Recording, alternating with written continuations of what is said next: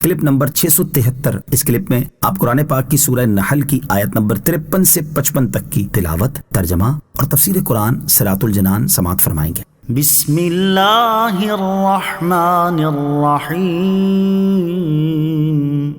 ترجمہ: اللہ کے نام سے شروع جو نہایت مہربان رحمت والا ہے۔ وما بكم من نعمة فمن اللہ ثم اذا مسکم الضر فإلیہ تجأرون۔ ترجمہ: اور تمہارے پاس جو نعمت ہے سب اللہ کی طرف سے ہے، پھر جب تمہیں تکلیف پہنچتی ہے تو تم اسی سے فریاد کرتے ہو۔ وما بکم من نعمہ، اور تمہارے پاس جو نعمت ہے۔ اس سے پہلی آیت میں اللہ تعالیٰ نے ارشاد فرمایا کہ عقل مند پر لازم ہے کہ وہ اللہ تعالیٰ کے علاوہ کسی اور سے نہ ڈرے، جبکہ ان آیات میں بیان فرمایا کہ عقل مند پر یہ بھی لازم ہے کہ وہ اللہ تعالیٰ کے علاوہ اور کسی کا شکر نہ کرے، کیونکہ شکر نعمت کے بدلے میں ہوتا ہے، اور انسان کو جو نعمت بھی ملی ہے وہ اللہ تعالیٰ کی طرف سے ملی ہے۔ اس آیت کا خلاصہ یہ ہے کہ اے لوگو، تمہارے بدنوں میں جو عافیت، صحت اور سلامتی ہے، اور تمہارے مالوں میں جو نشو و نما ہو رہی ہے، تمہارے پاس یہ سب نعمتیں اللہ تعالیٰ کی طرف سے ہیں، کسی اور کی طرف سے نہیں، کیونکہ ساری نعمتیں اللہ تعالیٰ ہی کے دستے قدرت میں ہیں۔ اور جب تمہارے بدن کسی بیماری میں مبتلا ہوتے ہیں اور انہیں کوئی عارضہ لاحق ہوتا ہے اور تمہاری عیش و عشرت میں کمی واقع ہوتی ہے، تو تم صرف اللہ تعالیٰ سے دعائیں کرتے ہو اور اسی سے مدد طلب کرتے ہو تاکہ وہ تم سے یہ مصیبت دور کر دے۔ ثم اذا کشف الضر عنکم اذا فریق منکم بربهم یشرکون لیکفروا بما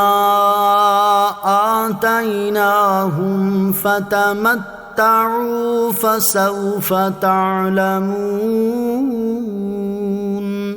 ترجمہ: پھر جب وہ تم سے برائی ٹال دیتا ہے تو اس وقت تم میں ایک گروہ اپنے رب کے ساتھ شرک کرنے لگتا ہے تاکہ وہ ہماری دی ہوئی نعمتوں کی ناشکری کریں، تو کچھ فائدہ اٹھا لو تو ان قریب تم جان جاؤ گے۔ ثم اذا کشف الضر عنکم،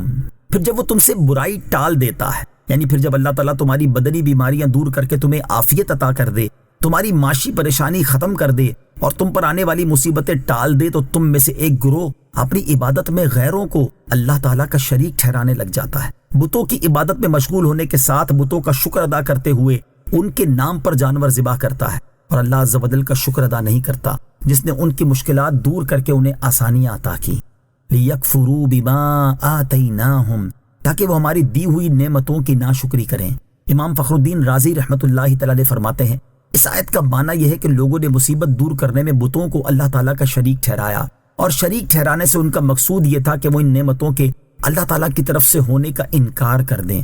دنیا میں ایسے لوگوں کی کثیر تعداد موجود ہے کہ جب ان کے مرض کی تکلیف بڑھتی ہے تو وہ اللہ تعالیٰ کی بارگاہ میں گریہ وزاری کرتے ہیں اور اس تکلیف کے دور ہونے کی دعائیں مانگتے ہیں، اور جب اللہ تعالیٰ ان کی تکلیف دور فرما دے تو وہ یوں کہنے لگتے ہیں کہ فلاں دوائی سے یا فلاں ڈاکٹر کے علاج سے میری یہ تکلیف دور ہوئی۔ یوں ہی جب زلزلہ، طوفان یا سیلاب وغیرہ کی مصیبت آتی ہے تو اس وقت بھی اللہ تعالیٰ کے حضور التجائیں کرتے ہیں، روتے اور گر گڑاتے ہیں، لیکن جب زلزلے، طوفان یا سیلاب وغیرہ کا سلسلہ ختم ہو جائے تو دوبارہ انہی کاموں میں مصروف ہو جاتے ہیں جن میں پہلے سے مصروف تھے۔ لوگوں کی اسی حالت کی وضاحت اللہ تعالیٰ نے ان آیات میں فرمائی ہے۔ اگرچہ طبیب یا دوا کی طرف شفا کی نسبت کرنا گناہ نہیں، لیکن صرف انہی پر بھروسہ رکھنا اور شفا و صحت کو اللہ تعالیٰ کی نعمت شمار کرنے اور اس پر شکر ادا کرنے کا اصلاً نہ سوچنا ضرور غلط ہے۔ مصائب و آلام کے وقت لوگوں کا حال اور بعد کی صورتحال، امام رازی رحمۃ اللہ تعالی کے کلام کو سامنے رکھتے ہوئے فی زمانہ بھی اگر لوگوں کے حالات کا جائزہ لیا جائے تو شاید لاکھوں میں ایک انسان بھی ایسا نظر نہ آئے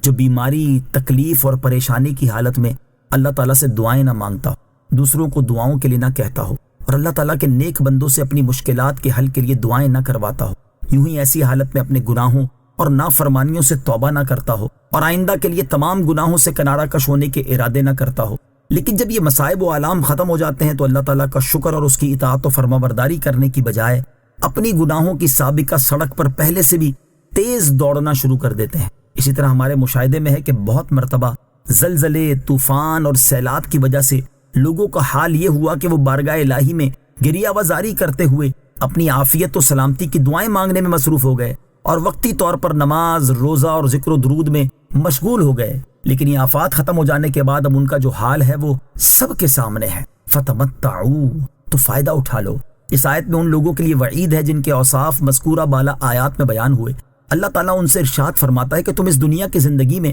اپنی مدت پوری ہونے تک فائدہ اٹھا لو، اور جب تم اپنی زندگی کا وقت پورا کر کے اپنے رب عز و جل سے ملو گے تو اس وقت اپنے کیے ہوئے اعمال کا وبال جان جاؤ گے اور اپنے برے کاموں کا انجام دیکھ لو گے۔ اس وقت تمہیں ندامت تو بہت ہوگی، لیکن وہ ندامت تمہیں کوئی فائدہ نہ دے گی۔